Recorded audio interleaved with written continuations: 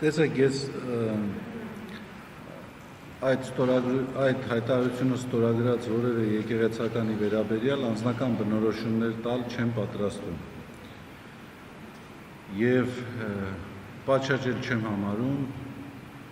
անդրադառնալ այն թեմաներին, որոնց վերաբերյալ մամուլում տարբեր տեսակի հրապարակումներ եղել են։ Անկախ դրանից, թե որ եկեղեցականը անձնական ինչ վերաբերմունք ունի իմ նկատմամբ, ես բացարձակ որևէ մեկի նկատմամբ անձնական թշնամանք, հակակրանք չունեմ։ Հիմա, եթե որևէ մեկը կարող է անձնական հակակրանք կամ թշնամանք ունենալու պատճառով կատարել մի գործողություն, որը ավելին չէ կամ քիչ չէ, քան դավաճանությունը, կարծում եմ ինքը մեծ պրոբլեմ ունի։ Դա ընդամենը պատրվակ է եւ արդարացում է։ Նույն տրամաբանությամբ ինձնից անձնական նեղսրտատության պատճառով մարդիկ կարող էին հայրմերը չարտասանել, խռովել Աստծուց։ Թող խռովեին։ Եթե իմ նկատմամբ ունեցած հակակրանքը կամ թշնամանքը իրենց խռովեցնելու է Աստծուց, ինձ թվում է դա ավելի շատ բնորոշում է իրենց, քան թե ինձ։ Աստված իրենց հետ։ Ինչ վերաբերում է արտաքին ազդեցություններին, ես կարծում եմ այդ հարցին պատասխանեցի ես։ Այստեղ խնդիրը գիտեք ինչ, արտաքին ազդեցություն, ներքին հետաքրքրություն, ամբողջ խնդիրն է, որ այսօրվա երկրի ղեկավարը ցանկություն ունի ունենալ կառավարելի, ձեռնասուն եկեղեցականներ, որոնք որ այսպես կսպասարկեն իր հետաքրքրությունները, իր շահերը եւ որևէ ձև անձնական կամ հավաքական մոտեցումներով չեն հակադրվի իր քաղաքականությանը։ Իսկ այդ քաղաքականությանը չհակադրվել հնարավոր չէ։ Հնարավոր չէ համաձայնել այն քաղաքականությանը, որը այսօր իրականացվում է, որը որ բազմաթիվ վտանգներ եւ ռիսկեր է պարունակում։ Այդ մասին մենք արտահայտվել ենք։ Հնարավոր չէ համաձայնվել մի քաղաքական խմբակի մոտեցումների քայլերի հետ, որը հետևողականորեն կոչ է անում, քարոզում է պատմական հիշողությունից հրաժարում, հարևանների բարյացակամությունը շահելու համար իրենց կողմից կարված զգեստներին հարմարվելու այսպես մարդահաճո մոտեցում։ Այդ իրական Հայաստան այսպես կոչված կոնցեպտը հենց դրա մասին է։ Մենք հարմարվենք մեր թշնամիների սպասումներին, որպեսզի նրանք դադարեն լինել մեզ համար թշնամիներ։ Սա ուղղակի անհեռանկարային, անհեռատես քաղաքականություն է։ Սեփական իշխանությունը երկարաձգելու դատապարտելի փորձ։ Ընդհանրապես այսքանը։ Ցանկություն կա ունենալ կառավարելի ձեռնասուն եկեղեցականներ, որոնք պետք է սպասարկեն հոգևոր ոլորտում իր հետաքրքրությունները եւ իր շահերը։ Քանի ես այս ասպարեզում կամ, քանի դեռ կաթողիկոսը Գարեգին II-ն է, այդպիսի մոտեցում չի լինելու։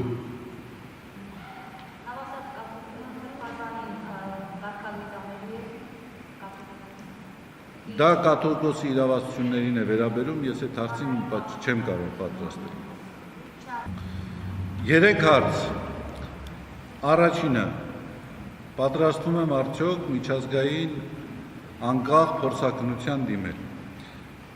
Նարեկ ջան, ուրեմն ես ձեզ ասեմ, ես իմ պրակտիկայից գիտեմ, դուք էլ ձեր պրակտիկայից կիմանաք, մարդիկ ի վերջո հավատում են նրան, ինչին ցանկանում են։ Ես բոլոր քայլերը անելու եմ, որպեսզի օբյեկտիվ պատկեր ներկայացնեմ, որ այդ ամենը ինձ հետ կապ չունի։ Այդ թվում նաև միջազգային փորձաքննություն եւ այդ ուղղությամբ այո աշխատելու եմ։ Ինչու չեմ դիմել քննչական կոմիտե հաղորդում տալու վերաբերյալ։ Ես սկզբից եւ այդ առաջի օրվանից սկսած քննչական կոմիտեում էլ եւ իմ տարբեր հարցազրույցներում նաեւ մեր փաստաբան Բաբայան Արսենը հայտարարել է քննչական կոմիտեի նկատմամբ վստահության խիստ դիֆիցիտ գոյություն ունի։ Եթե ես քննչական կոմիտեի նկատմամբ ընդհանրապես քննչական մարմինների, արդարադատության մարմինների նկատմամբ վստահության ուղերձ ուղարկեմ, ապա ես պետք է համակերպեմ այն իրականության հետ, որ այսօր Բաղդադ Սրբազան, Միքայել Սրբազան, Մկրտիչ Սրբազան, Սամվել Կարապետյան իսկապես արդարադատության, քննության իրականացման արդյունքում արդարացիորեն դատապարտված են եւ ազատազրկված են։ Բայց մենք բազմաթիվ հայտարարություններ արել ենք, որ դա ապօրինի ազատազրկում է։ Ամենացայտուն օրինակը ասեմ, թե ինչպես Բաղդադ Սրբազանի հետ կապված կադրերը մոնտաժվել էին։ Սա բացահայտվել էր։ Միքայել Սրբազանի հետ կապված գործը ուղղակի շինծու կարված գործ, որը ընդամենը նպատակ ուներ արհեստական հիմքեր ստեղծելու, մարդուն ազատազրկելու։ Սամվել Կարապետյանի հետ կապված գործը մարդը մի անմեղ արտահայտության համար ուղղակիորեն տարավ դատապարտվեց։ Ամբողջ խնդիրն այն է, որ մարդուն ազատազրկում են, հետո մտածում են հոդվածները, թե ինչպես հիմնավորեն ազատազրկումը։ Հիմա դուք ուզում եք այս պատկերը ունենալուց հետո ես վստահություն ունենամ քննչական կոմիտեի կամ արդարադատության մարմինների նկատմամբ։ Իհարկե չեմ կարող ունենալ եւ կարծում եմ որևէ խելամիտ մարդ չի կարող ունենալ։ Սա ընդհանրապես քաղաքական պատվեր է եւ իրավապահ համակարգը եւ արդարադատության մարմինները ակնհայտորեն տեսանելիորեն սպասարկում են քաղաքական իշխանության շահերը։ Անհասկանալի է մնում, երբ երկրի ղեկավարը Facebook-ով գրառում է անում, գրառումին հետևում է գործողությունը իրավապահների կողմից։ Հիմա ուզում եք ես այս պայմանների մեջ հավատ ընծայեմ այդ մարմինների գործունեությանը, ես որևէ խնդիր չունեմ այդ մարմիններում աշխատող անձանց աշխատակիցների նկատմամբ, բայց որպես ինստիտուտ, այդ ինստիտուտները իրենց խորապես վարկաբեկել են։ Խորապես վարկաբեկել են դառնալով կցորդը քաղաքական իշխանությանը եւ սպասարկելով բացառաբար քաղաքական օրակարգեր։ Կաթողիկոսի երեխա զավակ ունենալու հետ կապված ասում եք ինչի չեն արձագանքում։ Ես քիչ առաջ անդրադարձած ես։ Ուրեմն բացարձակապես այս հարցը օրակարգ բերելը ունի մեկ նպատակ՝ վարկաբեկել եկեղեցին եւ արհեստական օրակարգեր ստեղծել։ Ես ուղղակի համոզված եմ, որ երկրի ղեկավարը խորապես արհամարած ունի ցանկացած մեկի անձնական կյանքը եւ անձնական որևէ մեկի անձին։ Իրեն բացարձակապես չի հետաքրքրում, որ կաթողիկոսը զավակ ունի, զավակ չունի, Արշակ Սրբազանը ունի ինտիմ հարաբերություններ, չունի ինտիմ հարաբերություններ, ընդամենը նպատակ հարցին ուղիղ չեմ պատասխանի, որովհետև հարցը գռեհիկ հարց է եւ ես չեմ ցանկանում, որ մեր լրագրողները սպասարկեն իշխանությունների կողմից հրապարակ նետված գռեհիկ հարցադրումներին։ Եվ այս հարցադրումները հրապարակից ուղղակի պետքա դուրս նետվեն։ Ես ամեն անգամ, երբ այսպիսի հարցադրումներ են հնչում, ես մտածում եմ, որ դա պատվիրակված հարցեր են, պատվիրակված հարցադրումներ են, որովհետև եթե մեկը ինձ իրավունք է վերապահում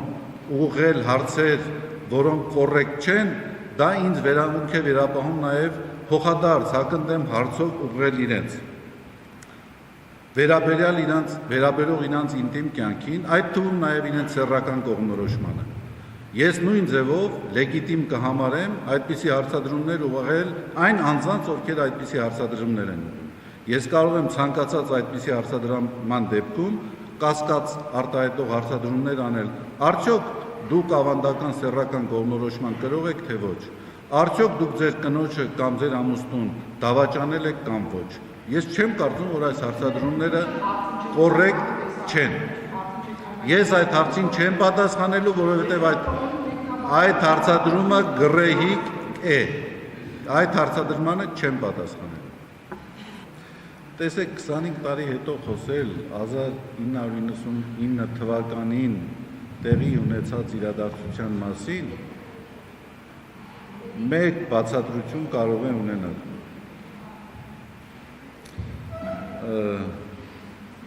Այն անձինք, ովքեր որ ուղղակի ներգրաված են եղել եկեղեցու ակտիվ կյանքում,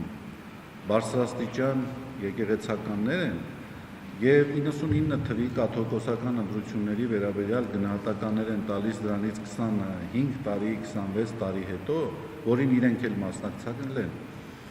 Ես մեկ բացատրություն ունեմ, որ այս մարդիկ լեթարգիական քնի մեջ են եղել։ Որովհետև եթե արթուն եղած լինեին, իրենք պետք է այդ թեմային անդրադարձած լինեին, այդ թվում նաև ոչ մի անգամ։ Իրենցից շատերը այդ իրադարձությանը մասնակից են եղել։ Նախ ես ասեմ, որ ազգային եկեղեցական ժողովը 99 թվականին որևէ ձևով իր արդյունքներով հնարավոր չէ վիճարկել։ Դա եկեղեցական կանոնական բոլոր ընթացակարգերով պատշաճ կազմակերպված ժողով է եղել, որի ընտրության արդյունքում կաթողիկոս է ընտրվել Գարեգին II ամենայն հայոց կաթողիկոսը։ Դրան հաջորդել է օծումը։ Օծում է կատարվել։ Դրանից անցել է 26 տարի, եւ այդ 26 տարիների ընթացքում այդ ստորագրող անձանցից շատերը հենց եկեղեցական աստիճանի բարձրացում ունեցել են հենց կաթողիկոսի ձեռքով։ Ես սա ուրիշ կերպ չեմ կարող անվանել, քան ինչպես անվանեցի, ինքնա ժխտում։ Հիմա դրա համար իրենք ինչ պատճառաբանություններ կբերեն։ Դա ընդամենը շարունակի մնալ անհեթեթություն, ինքնարդարացում, պատրվակ։ Ինձ հետ անձնական հարաբերություններ ունեցել են, լավ չեն ունեցել։ Գնահատում են 99 թվի կաթողիկոսի ընտրությունները ոչ լեգիտիմ կամ այլն։ Սրանք ընդամենը պատրվակներ են եւ կեղծիք։ Գիտեք ինչ, որևէ պատճառաբանություն չի կարող արդարացնել դավաճանական գործողությունը։ Այն ինչ որ արել են մարդիկ, դա ավելին կամ պակաս չէ, քան դավաճանություն։ Ընդամենը այսքանը։ Սա ուխտադրժություն է, դասալքություն է եւ դավաճանություն։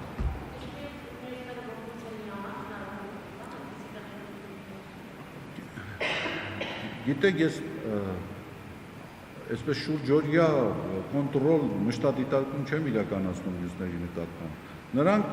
յուրաքանչյուրը ունեն իրենց ընտրության հնարավորությունը։ Շատ հստակ է, որ այդ քայլին միացողները ինչպիսի խարան են վերցնելու իրենց վրա։ Շատ հստակ է։ Ես դրա գնահատականը տվեցի։ Հիմա եթե մարդիկ կամավոր ուզում են այդ խարանը վերցնեն իրենց վրա, ով կարող է խանգարել իրենց։ Մենք չենք ստիպելու, մենք չենք հարկադրելու, բայց եթե մարդը ցանկանում է մեռնել, ոչ մի բժիշկ չի կարող իրեն օգնել։ Ամենահամուտ բժիշկը անգամ չի կարող մարդուն փրկել, եթե նա հետևողականորեն նպատակասլաց ցանկանում է ինքնահրկիզվել։ Խնդրեմ, իր ընտրությունը մեզանից յուրաքանչյուրինն է։ Յուրաքանչյուրը ինքն է ընտրում։ Այսքանը։ Գիտեք, եթե ինքը հարմար կնկատի այդ մասին ասել, թող ինքը ասի, բայց կարծեմ հրապարակայինորեն արտահայտված է այդ մասին։ Այո, Վազգեն Սրբազանի մասին է անունն տրվում։ Գևորգ Սրբազանի դերակատարություններ կարծում եմ պետք չի գերագնահատել։ Հիմա եթե ինքը խնդիր է ունեցել, ներսրտություն է ունեցել, խնդիր չկա։ Ես իր նկատմամբ ոչ ներսրտություն եմ ունեցել, ոչ թշնամանք եմ ունեցել, իրենից պետք է հասկանալ դրա պատճառները։ Որևէ խնդիր չեմ տեսնում։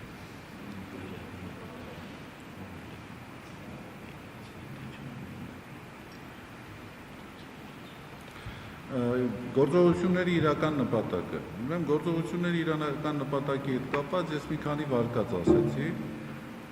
Ես չեմ բացառում աշխարհաքաղաքական գործոնը, քաղաքական գործոնը, նաև անձնական գործոնը ունենալ ձեռնասուն ուղղակի կառավարելի եկեղեցականներ կամ եկեղեցի։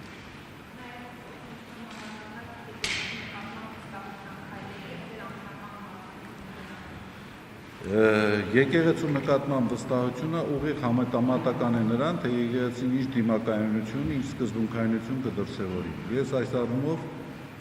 որևէ ձևով չեմ կարծում, որ հիմք եմ տվել մտածելու, որ սկզբունքայնության առումով որևէ զիջում լինելու է։ Չեմ կարծում, որ այդպիսի այսպես կասկած թողել է նաև կաթողիկոսի վարքագիծը, կաթողիկոսը որևէ ձևով զիջման, նահանջի, միտում եւ նշան չի տվել։ Կաթողիկոսը իր դիրքերում է եկեղեցու գլխին է եւ եկեղեցու առաջնորդության տակ։ Այս լրագրողը շատ վաղուց է սպասում։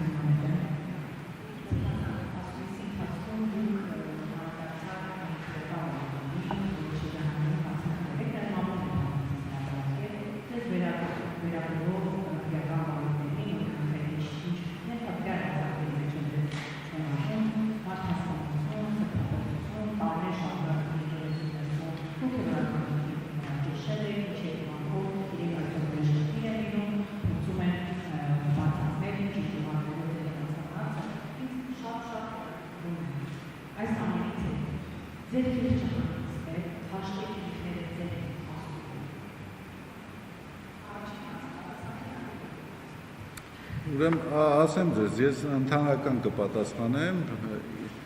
ուրեմն ինձ թվում է այն մեղադրանքները, որոնք գործի մեջ արտացոլված են, դրանց վերաբերյալ Բաբայան Արսենը փաստաբանը կարող է ավելի հստակ բարձրաբանումներ տամ, բայց այդ փունջը, որ ներկայացված է, ես կարծում եմ կզարդարեր Ալ Կապոնեի կենսագրությունը։ Ինձ հետ որևէ առնչություն բնականաբար չունեն։ Հիմա իմ խիղճը հանգիստ է, թե հանգիստ չէ։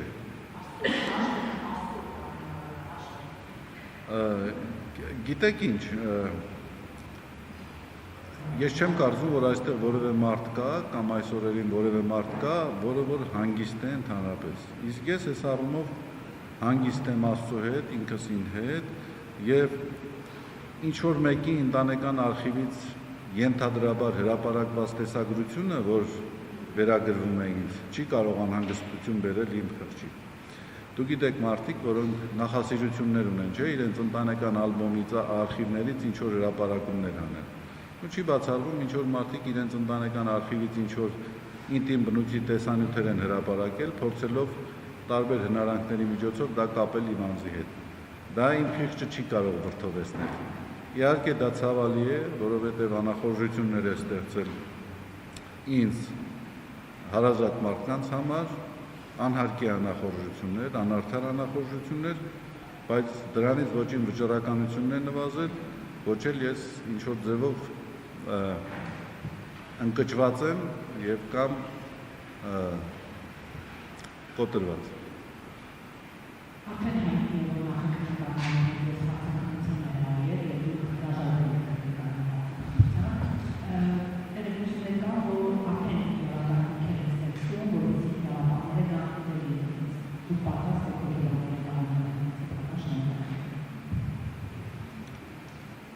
Ուրեմն կարող են իմ հետևից էլ գալ, իմ առաջից էլ գալ, որևէ ձևով կաշկանդված չեմ, ես որևէ խնդիր չեմ տեսնում, կարծում եմ ես ոչ այն տարիքում եմ, ոչ էլ այն վիճակում եմ, որ որևէ քայլ կատարելուց առաջ հնարավոր հետևանքների մասին չպատկերացնեմ։ Ինչ վերաբերում է չգնալուն քննչական կոմիտե, ես ոչ թե չեմ գնացել հարցաքննության, այլ հրաժարվել եմ գնալ, ստանալ այն փորձաքննության արդյունքները, որոնք արդեն մեկ օրվա ինչ-որ փորձաքննության արդյունքում պետք է ներկայացվեին, եւ ես դա անիմաստ եմ նկատել, անհեթեթ եմ նկատել, երբ որ այդ փորձաքննության արդյունքները արդեն կարող է նաև մամուլում շրջանառվեին, իմաստը որն է ինձ տալու, միևնույն է անհեթեթություն են եւ որևէ վստահություն չեն ներշնչում։ Մի բանի մասին, որ սկզբից եւ այդ տեղյակ ես իմաստ ունի, դրա մասին գնաս այնտեղ տեղեկանաս։ Գոհեք։ Պարակտումի հետ կապված։ Ուրեմն գիտեք ինչ, բառերի մեջ ընտրություններ կարելի անել, ճգնաժամ, պարակտում, տարբեր բառեր կարելի է օգտագործել, բայց իմ ընկալումով պարզապես ջրերն են պարզվում։ Ստեղծվել է մի իրավիճակ, որ յուրաքանչյուր անձ այլևս հարկադրված է հանդես գալ այնպիսի դեմքով, ինչպիսին ինքը նախընտրում է, որը ինքը նախընտրել է։ Այդպես կարծում եմ շատ ավելի ազնիվ է։ մեզանից յուրաքանչյուրը պետք է իմանա ինքը ում հետ գործ ունի, յուրաքանչյուրը պետք է հայտարարի, թե ինքը ինչ պատկանելություն ունի, ինչ կեցվածք ունի։ Եվ ես այդ առումով շատ դրական եմ գնահատում։ Ինչ վերաբերում է գործընթացին, արդյոք մենք ինչ որ քայլեր պետք է անենք կամ պետք չանենք։ Իհարկե պետք է անենք, բայց ես կարծում եմ մեզանից ոչ ոք էլ այդչափ միամիտ չի, չէ՞, որ մտածի, որ մենք հանրայնորեն պետք է մեր քայլերի վերաբերյալ այսպես սիրազեկենք։ Արդեն այդ քայլերը իրենց իմաստը կկորցնեն։ Ամբողջ հարգանքովս ձեր հանդեպ, ամբողջ հարգանքովս հանրության հանդեպ, բայց իհարկե կան քայլեր, մտորումներ, մտածումներ եւ համարժեք քայլերը պետք է իրականացվեն։ Հակականոնական գործողությունները պետք է ստանան իրենց գնահատականները եւ համարժեք պատասխանները։ Չի կարող որևէ գործողություն, որևէ հերձված, դավաճանական որևէ քայլ անարձագանք մնալ։ Սա ես շատ հստակ, շատ որոշակի ասում եմ, համոզված եմ։ Իսկ ինչպիսին կլինեն այդ հարցերը, դա արդեն իմ կոմպետենցիայից վեր են։ Եվ դա ամենայն Հայոց կաթողիկոսի կոմպետենցիային վերաբերող հարցեր են։ Ես ինձնից հասանելի բոլոր քայլերը, բոլոր ջանքերը գործադրելու եմ, որ այդ ամենը լինի մեր եկեղեցու կանոնների հետ ներդաշնակ եւ համարժեք։ Երրորդ հարցը։ Ամենայն Հայոց կաթողիկոսի խոսելու հետ կապված։ Ես կարծում եմ այդ հասցի արծիատերը ամենայն Հայոց կաթողիկոսն է եւ ինքը պետք է որոշի, երբ խոսի, ինչպես խոսի եւ ինչ ասի։ Ես չեմ կարծում, որ այստեղ ես ասելիք ունեմ։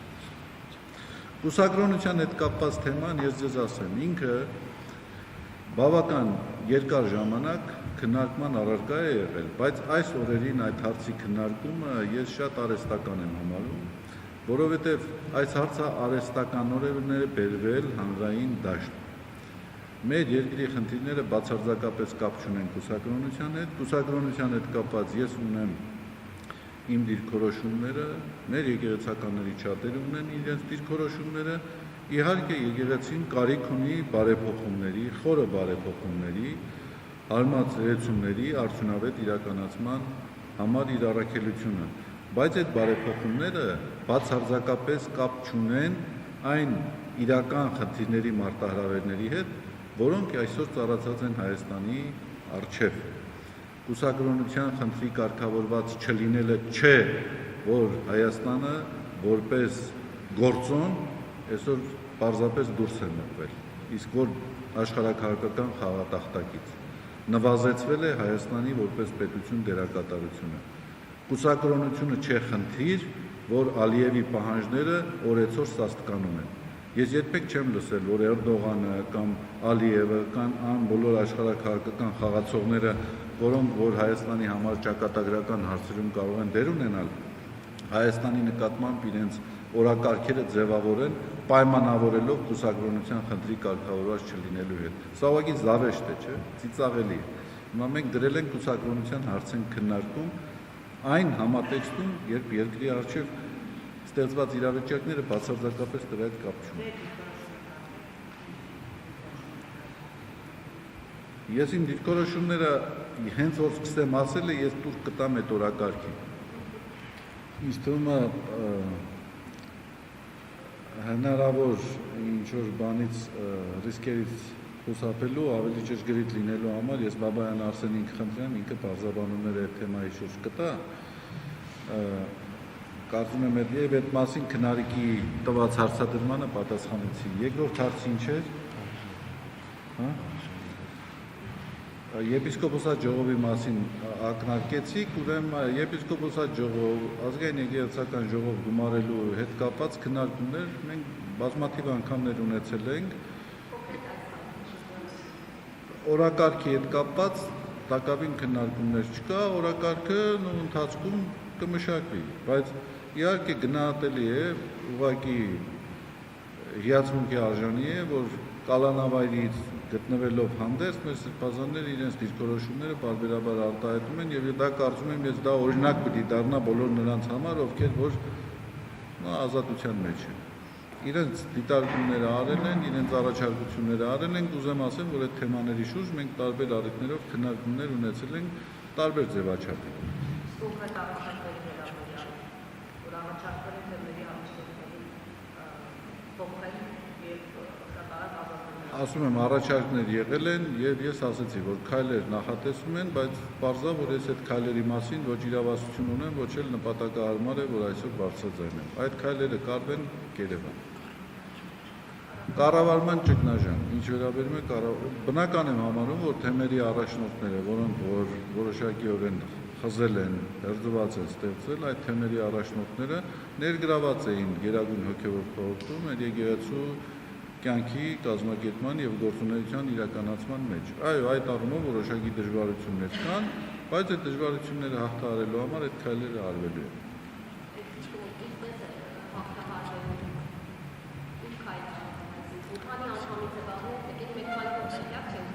Չէ, գիտեք ինչ, ես անգերցորեն ասեմ, ես չեմ ուզի ինձ վերաբերեք որպես դասատուի, որը որ ձեր բոլոր հարցադրումների պատասխանները սպառիչ ունի։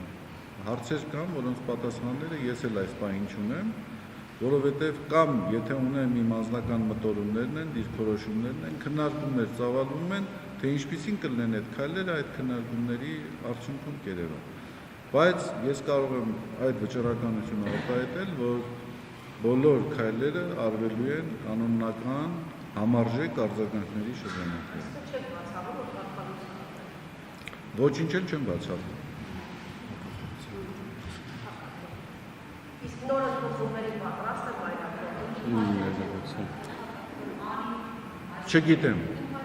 Դժվարանում եմ ասեմ, հակաթողության հետ կապված դժվարանում եմ ասել, ոչինչ չեմ բացառում, միակ բանը, որ բացառում եմ, այն է, որ մենք կնահանջենք կամ կտրվենք այդ ճնշումներին։ Հիմա հանձնախմբի հետ կապված, ես տվյալ դեպքում անձն եմ, որին պետք է քննարկեն։ Ուզում եմ ասեմ, ես կամ մնացածը ովքեր կլինեն, ինձնից կախված չի։ Իսկ եթե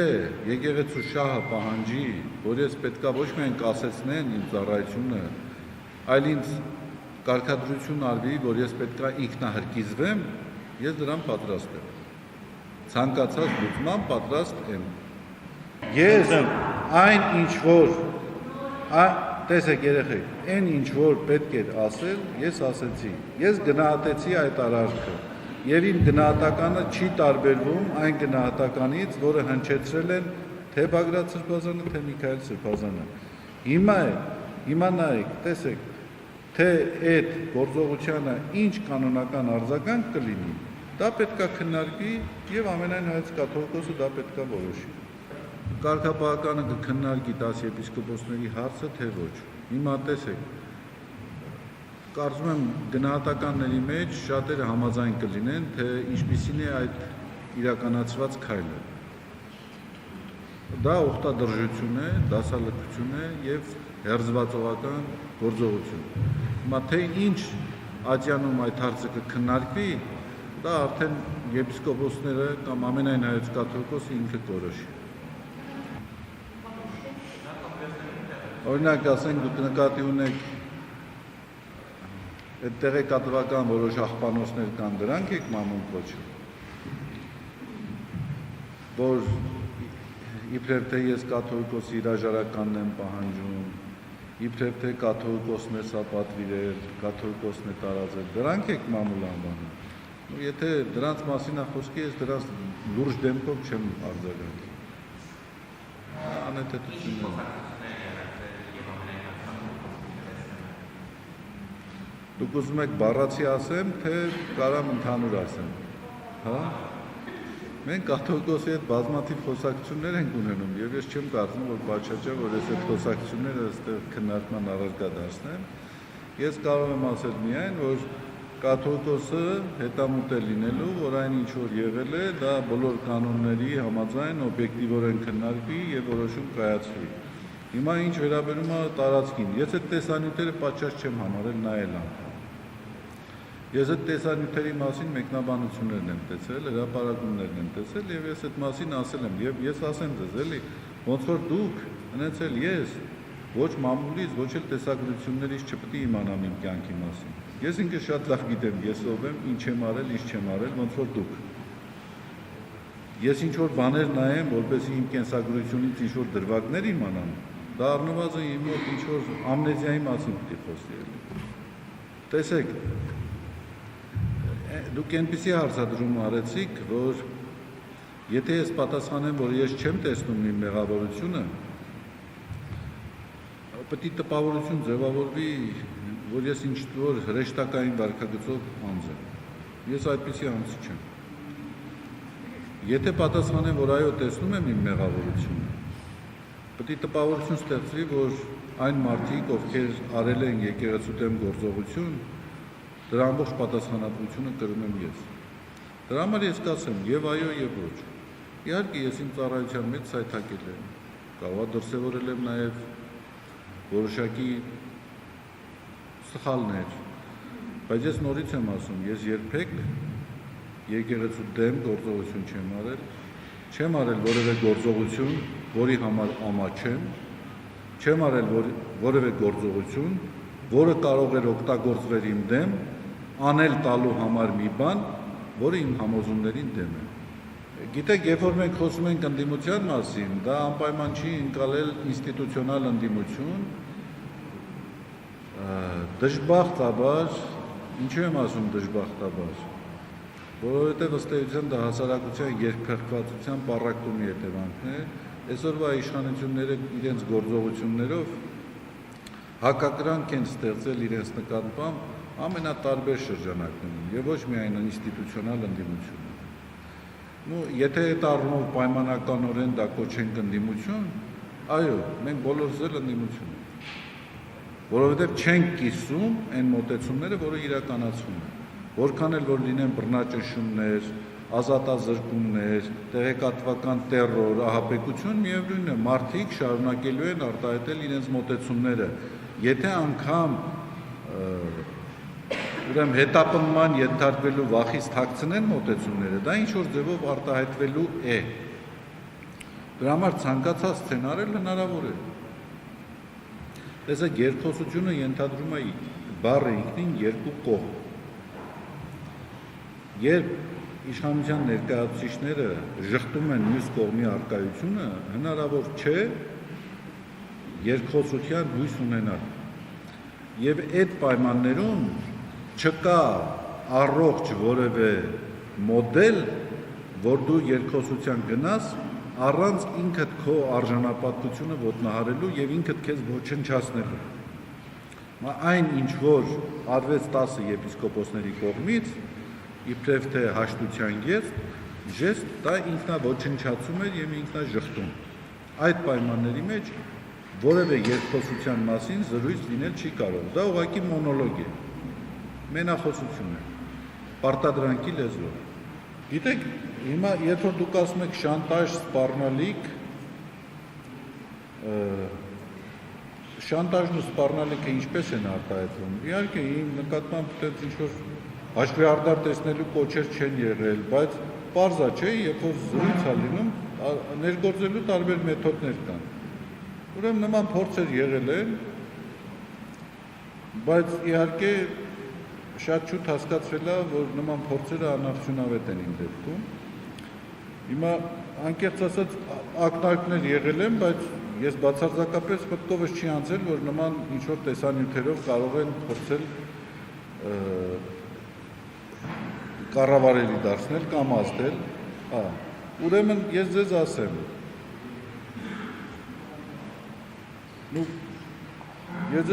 ուրեմն, այդ թեմայի շուրջ ես շատ որոշակի պատկերացումներ չեմ ունեցել։ Պարզ է, ինձ համար պարզ է, որ ինձ պարգև չէին տալու, դիպլոմներ չէին տալու,